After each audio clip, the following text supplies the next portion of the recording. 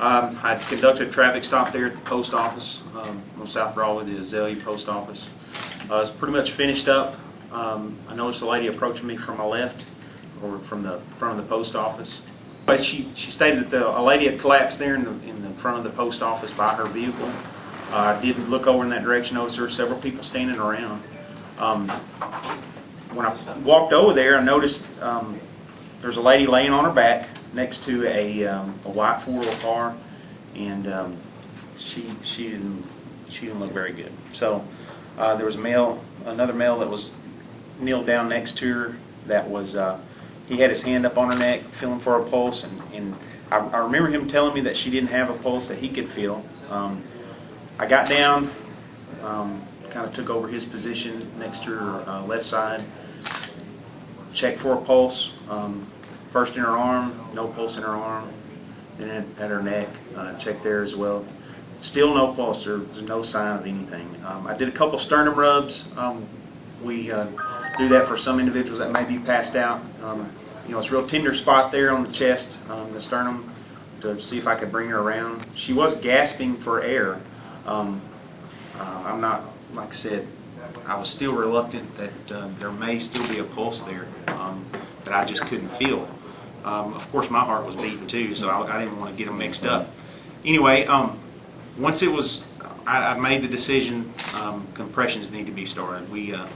I took my helmet off, handed it to a lady that was standing there, and started chest compressions.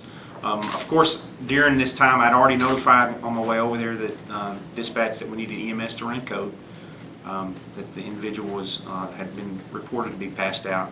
Of course, after I checked for vitals and found nothing, I again got on the radio and kind of expressed my heightened sense of urgency that they needed to get there as quick as they could. I continued compressions until I could hear the fire truck coming. Of course, these guys, firemen, do this kind of stuff all the time. So definitely a sense of relief for me. Continued compressions the entire time. Firemen got down there next to me. They put a bag on her face to give her respirations, and they couldn't find the pulses, either. So that's when they hooked her up to the defibrillator. I had another fireman come over and take my position to help continue compressions until they could use the defibrillator. Was the defibrillator at the post office, or was it part of the ambulance? I believe the firemen, it was their defibrillator from their unit that they used. I'm not even sure if the post office has one on hand. Are resuscitation measures part of your regular training? Well, of course, when we go through the academy here at the police department, we do go through first responder type incidences, as well, for first aid or CPR training. I do know here recently we have watched a couple of updated videos of CPR. Over the years it's changed, especially in my 10 years here. It's definitely changed a few times. Now, we understand this is not the first time you've had to take such measures. Tell us about that other incident you were involved in. In August of this year, I was attending a birthday party for some close friends, and a little boy fell in the water, and I had to do CPR then. Of course, it was CPR, it was respirations and rescue breathing, I should say, as well as compressions, and definitely witnessed a miracle that day. And today, have you been in contact with either one of those individuals since those incidents? Yes, the little boy, they're close friends of ours. We got to actually do his little birthday party redo a couple days after that. So. What about the young lady from yesterday? Have you been by the hospital? I haven't had a chance to go check on her. I've been told that she's going to recover. Like I said, I'm not real sure about that. Do you know what hospital that she was sent to? She was transported to ETMC. Okay. Is what. Of course, I had to go up there and do some follow up to get some information, and that's where she was at the time.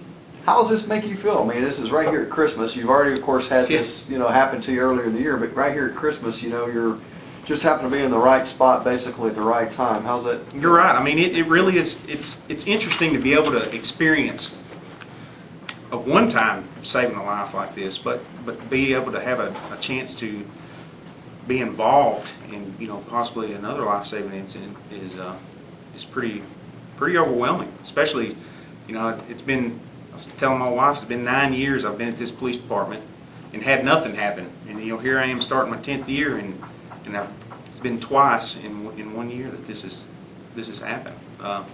Pretty overwhelming. I'm proud that I am given the chance to act. You know, a lot of times people say, well, I know CPR, but I'm just not sure if I can act. You know, we do critical incident training. That's what our job is to act in the time of need. So I'm glad that I was given the presence and peace of mind to do what I needed to do. Does it take on a special meaning though right here at Christmas? It really does. I mean, you know, Christmas is a gift of life, you know, and then to be able to continue on that gift of life in another measure is just amazing.